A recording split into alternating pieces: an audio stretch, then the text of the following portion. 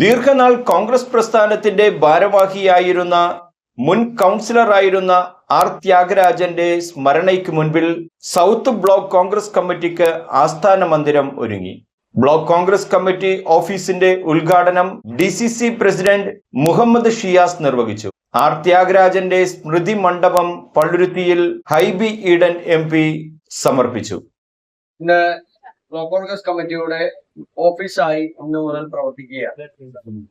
അതിന് ഇത് നൽകിയ ശ്രീ ആർ ത്യാഗരാജന്റെ കുടുംബത്തോട് അതിനുവേണ്ടി പ്രവർത്തനം നടത്തിയ ഇവിടുത്തെ മുഴുവൻ നേതാക്കന്മാരും ജില്ലാ കോൺഗ്രസ് കമ്മിറ്റിയുടെ എല്ലാവിധ നന്ദിയും രേഖപ്പെടുത്തുകയാണ്.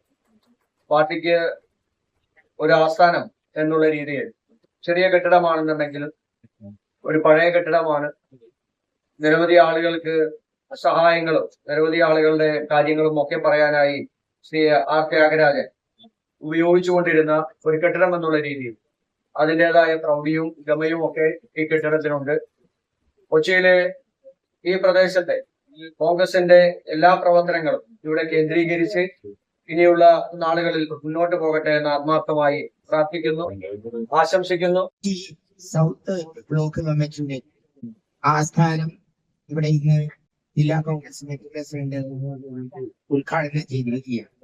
അതുപോലെ തന്നെ അദ്ദേഹത്തിന്റെ ചിത്രം അടങ്ങുന്ന പതാക ഉയർത്തത്തക്ക മണ്ഡപം ബഹുമാനപ്പെട്ട MP ഹൈബി ഈഡൻ ഉദ്ഘാടനം ചെയ്യുന്നു. ഇവിടെ കൂടിയിരിക്കുന്ന കോൺഗ്രസ് പ്രവർത്തകർക്ക് ത്യാഗരാജനെ പരിചയപ്പെടുത്തേണ്ട കാര്യമില്ല. ഏറെക്കാലമായി ത്യാഗരാജനുമായി ബന്ധമുള്ള ഒരു വ്യക്തി എന്നുള്ള രീതിയിലാണ് ഞാൻ ഇന്ന് ഈ ചടങ്ങിന് എത്തിയത്. പ്രദേശത്തിന്റെ നേതൃത്വത്തിൽ തമ്പിയുടെ ഉപദേശപ്രകാരം ഇവിടെ ഈ ബ്ലോക്ക് കോൺഗ്രസ് കമ്മിറ്റി ഓഫീസ് സന്തോഷപൂർണമായി പാർട്ടി പ്രവർത്തകർക്ക് വരാനും പോകാനും സംസാരിക്കുന്നതിനുള്ള ഒരു ഇടമാകട്ടെ എന്ന് ഞാൻ പ്രാർത്ഥിക്കുകയാണ്.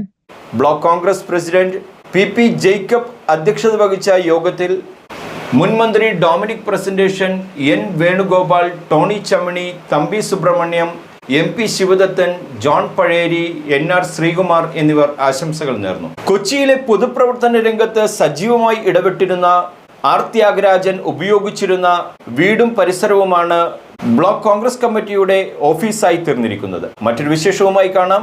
റെഡ്ജൻ റെബല്ലോ, ന്യൂസ് ടുഡേ, കൊച്ചി.